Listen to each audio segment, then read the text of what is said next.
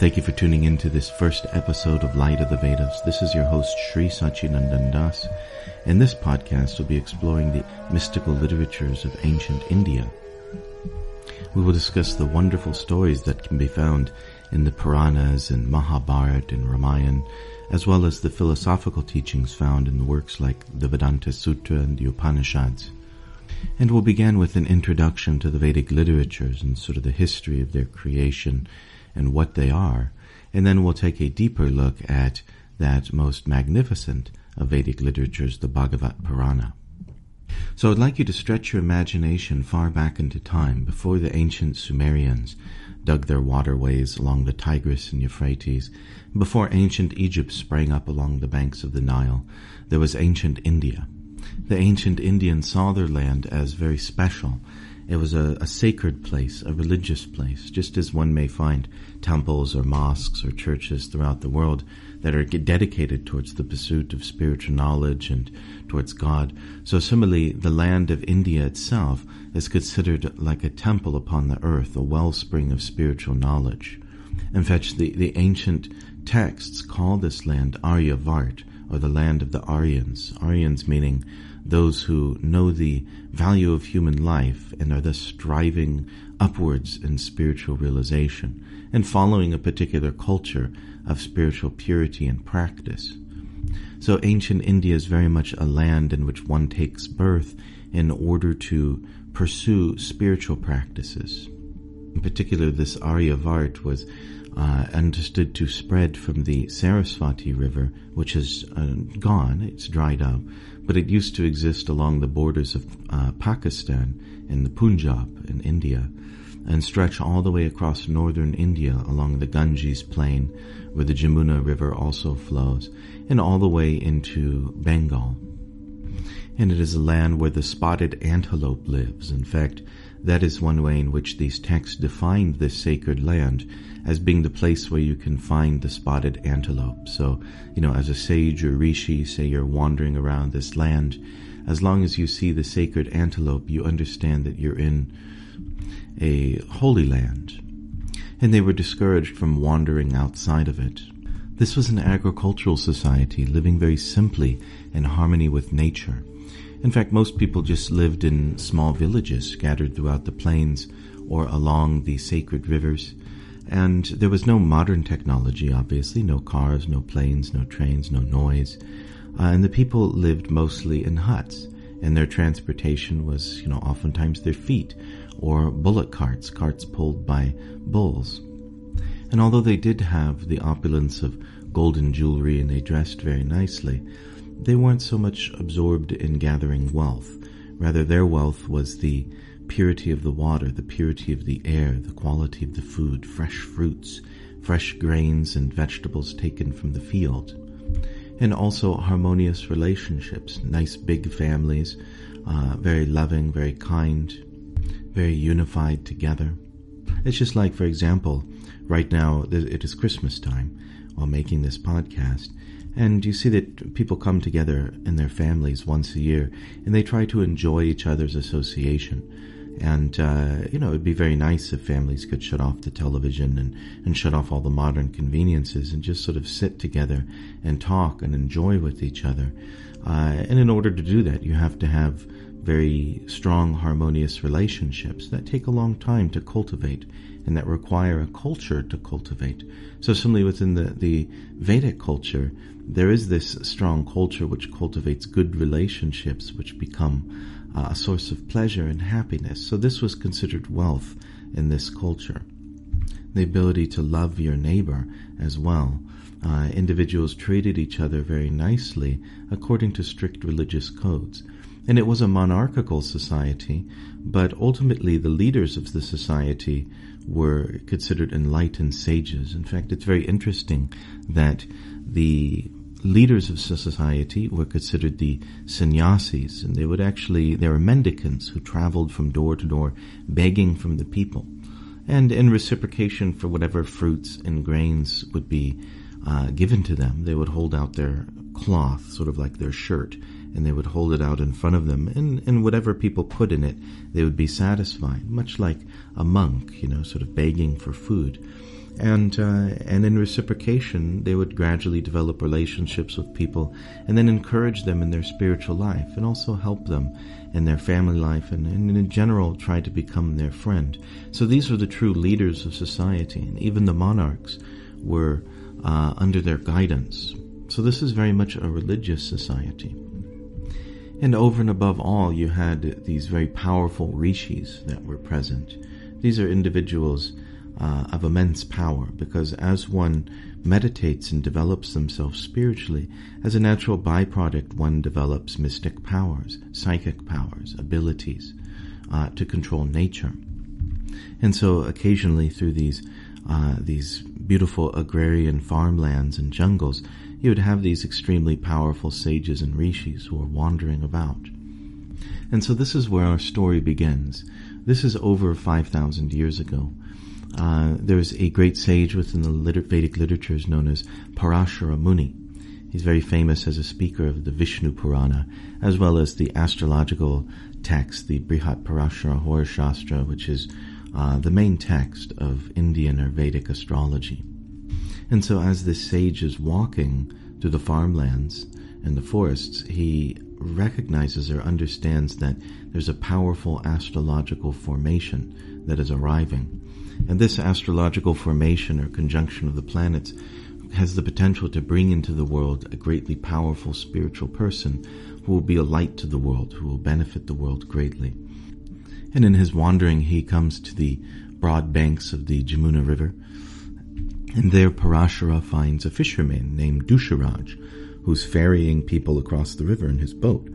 Now the fisherman is a little busy, so he asks his daughter, a young beautiful woman, to ferry this great sage across the river. Now she's peculiar in one way. Her name is Matsya Gandha, which means in Sanskrit smells like a fish. And as a fisherman's daughter, she has this sort of fish smell.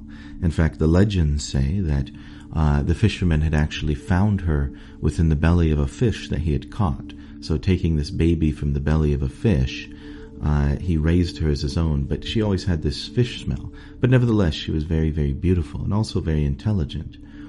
So Matsya Gandha asked the sage Parashara to enter her father's boat, and then, taking the stick, she pushes the boat from the shore and they begin to move across the river.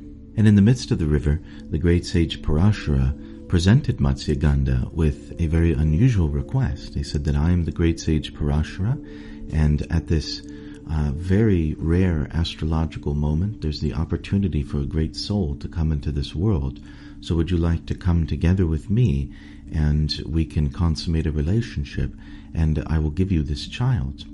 And as unusual as this request is, seeing the opportunity to have a child with this incredibly powerful sage, the fisherman's daughter, Matsya Gandha, said yes. And so instead of ferrying him across the river, she brought them to a small island within the midst of the river. And there the great sage, by his mystic power, he caused a deep, dense fog, an impenetrable fog, to flow all around the river and surround the island so no one can see. And taking the sage from the boat, Matsya Gandha brought him to a very secluded place on the island, and then she expressed her concern. She said that you're a great sage, and I have this problem that my entire body smells like fish. Not only am I the daughter of a fisherman, but I've had this upon me like a curse from my very childhood. And so Parashara immediately blessed her with the power that she would smell very beautifully. In fact, she smelled like musk. And this smell was so strong that she afterwards was known as Yojana Gandha, which means you can smell her from a yojana, or like 8 miles away. So it's almost like as you approach, even from a great distance, this woman, your nostrils fill with a wonderful sort of perfume, a very exotic perfume. And as you get closer, it smells greater and greater and greater. So she sort of has like a natural perfume. She doesn't have to apply it at all. And not only that, but he blessed her that she would remain eternally youthful, and so she'd always be very beautiful as she was then. He also blessed the child that would come from the union, giving her all assurances that he would be a great personality within the world, endowed with all good qualities and powers. And this woman, Matsyagandha, or Yojana Gandha, she was also known by the name Satyavati, which means truthful. And she would later become a prominent person, a queen, within the epic story, the Mahabharata. And her son, he would become the progenitor of the dynasty, which is at the center of that story. And the child was born on that island, and his name was Krishna Dvaipayana Vyasa, or Vyasadeva. So Krishna, meaning dark, because his complexion was very dark. And then Dvaipayana means born on an island, or a dvipa in Sanskrit. And Vyasa means divider, or someone who divides something, cuts it up into pieces. And so this refers to his primary task within the world, which was to divide up the Vedas and to sort of categorize them and to spread them within human society. And he's generally referred to with the reverential title Vyasadeva. And Vyasadeva is considered what is called a Shaktivesh avatar, or an avatar of God, or Vishnu.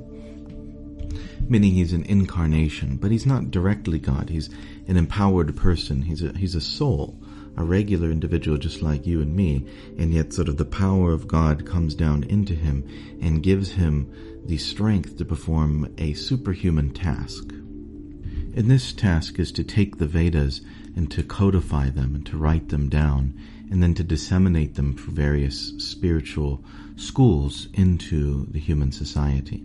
And the Vedas describe that just as the world moves in cycles, such as the cycle of the seasons, there's spring, there's summer, there's fall, there's winter, then spring. So similarly, the consciousness of human society moves in cycles that expand vast periods of time. It begins with a Satya Yuga, a time of pure spiritual consciousness, and then gradually devolves into the Dvapara Yuga, where the consciousness becomes a little more materialistic, and then into the Treta Yuga, where the consciousness becomes quite a bit more materialistic, and then finally, as it enters into the Kali Yuga, there's a time of great materialism and spiritual ignorance and darkness and difficulty and struggle. And this age of Kali, or this time of materialism, is relatively short compared to the others, but it's an intense experience of unhappiness and misery. And then as this age of Kali reaches its most intense point, then the age of Satya Yuga, or the first age, starts again, and there's sort of a spiritual rebirth in the consciousness of mankind, and the cycle continues.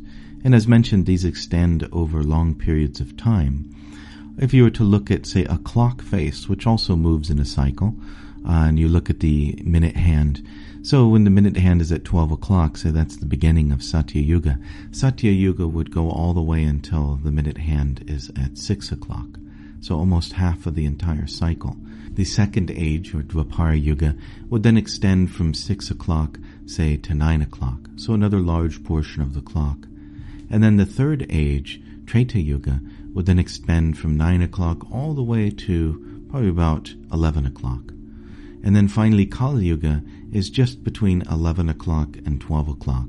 And according to this understanding of secular time and sort of the flourishing and gradual devolution of human consciousness, we live at around 11:15. We're understood to be in the beginning of Kali Yuga, meaning that Kali Yuga begins and there's sort of a strong influx of materialistic consciousness into the world and a great loss of spiritual knowledge.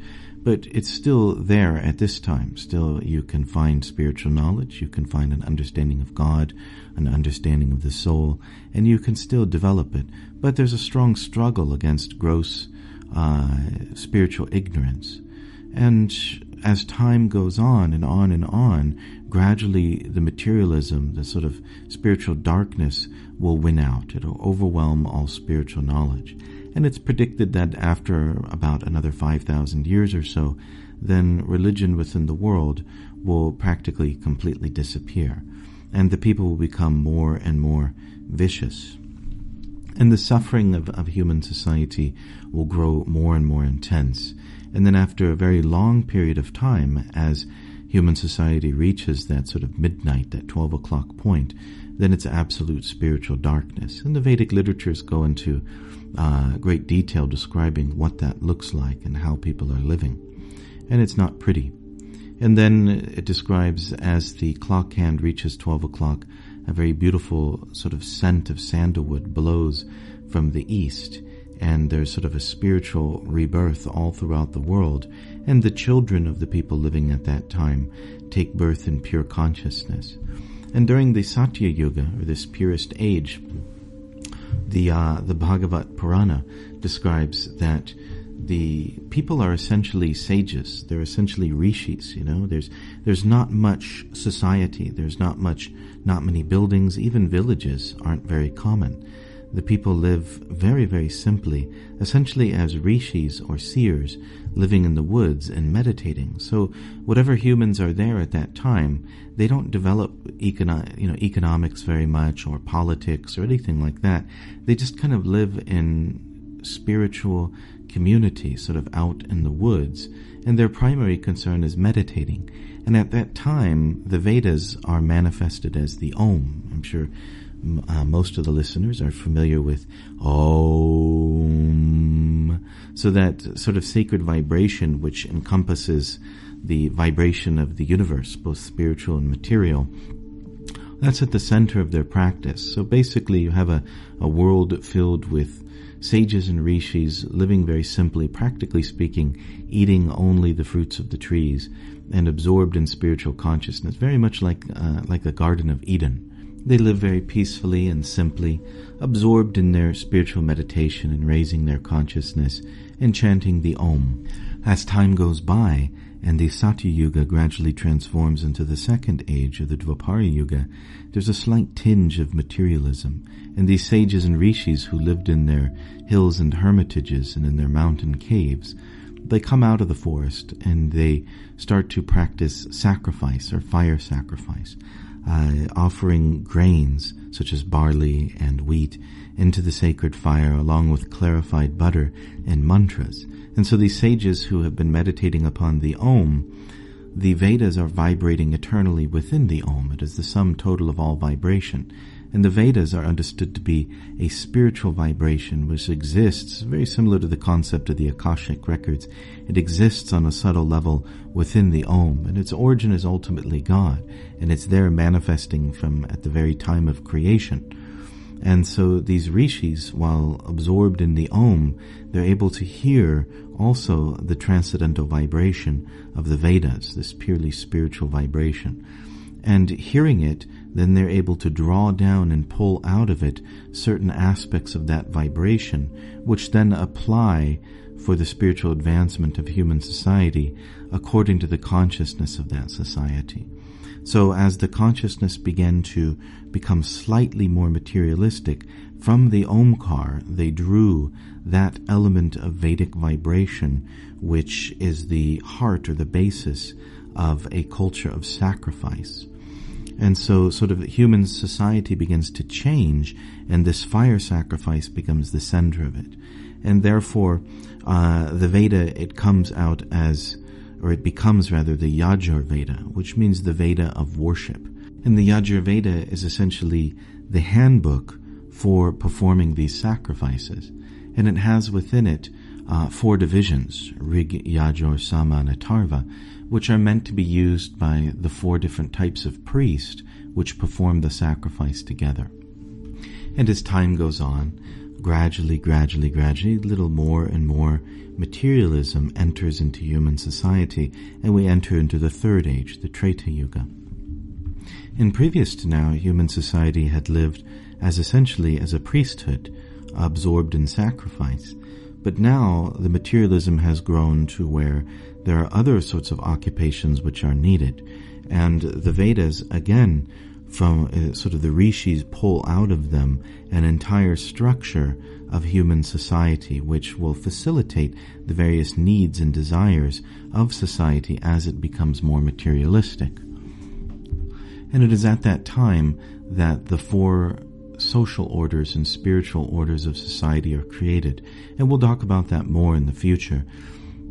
But essentially, human society is structured into 4 different classes. You have a priestly class, you have a administrative and warrior class, then you have a mercantile and farming class, and then finally a laboring class.